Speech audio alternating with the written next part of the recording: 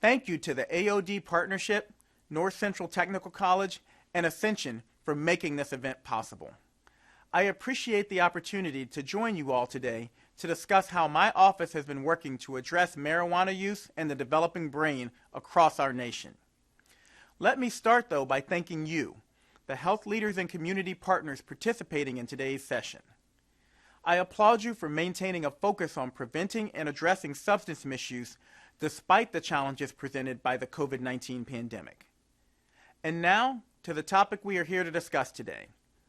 In August of 2019, I released a Surgeon General's advisory on marijuana use and the developing brain, emphasizing the importance of protecting our nation from the health risks of marijuana use in adolescence and during pregnancy. My advisory was in response to three related observations. First, the alarming rates of marijuana use among pregnant women and young people.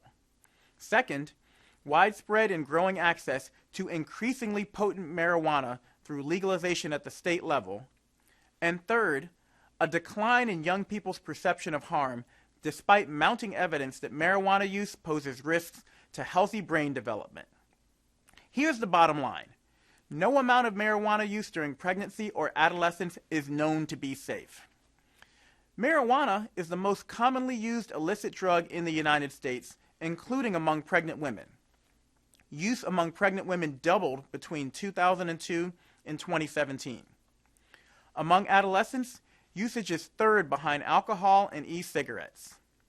Every day, 3,700 adolescents become new marijuana users. Last year, over 9 million 12 to 25-year-olds reported marijuana use in the prior month, an almost 30% increase. The fact is, marijuana is everywhere. More than half of the states in our country have legalized marijuana in some form. In many places now, marijuana use has become normalized. Annual surveys of high school students show a decline in the perception that marijuana use is harmful. And at the same time, marijuana has become much more potent. As I often say, this ain't your mother's marijuana. Today's marijuana has a 3 to 5-fold higher concentration of THC than a few decades ago.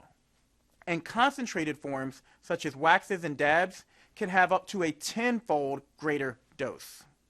This is important because the earlier and the more often a person uses marijuana, especially at higher THC levels, the higher the risk of harmful consequences.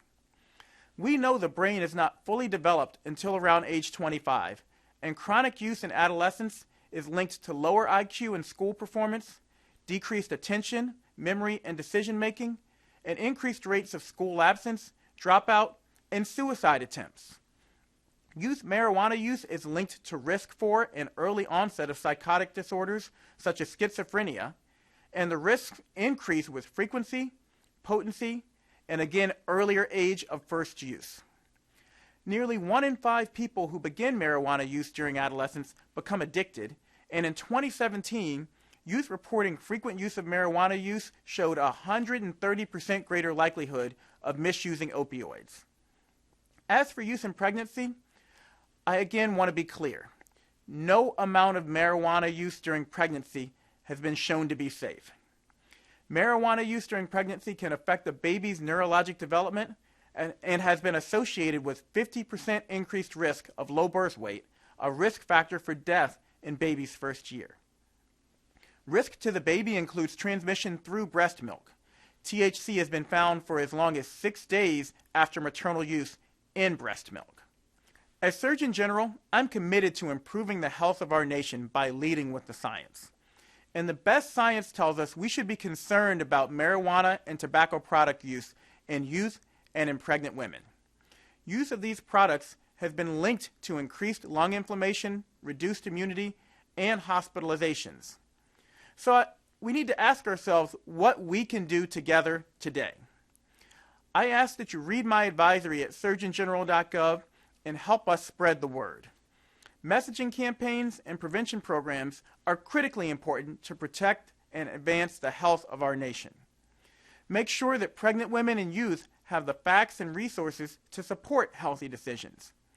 Health professionals can talk to their patients about marijuana use and explain the harms that may result. To decision makers, I ask that you familiarize yourselves with the evidence and the public health impact when developing policies and programs, and build in strategies to identify and mitigate the negative health consequences to youth. Researchers out there, please continue to inform us all about the consequences and long-term effects of youth marijuana use. In summary, we're seeing epidemic rises in marijuana use across the country, but I can't leave you without addressing another epidemic at the top of all of our minds, COVID-19.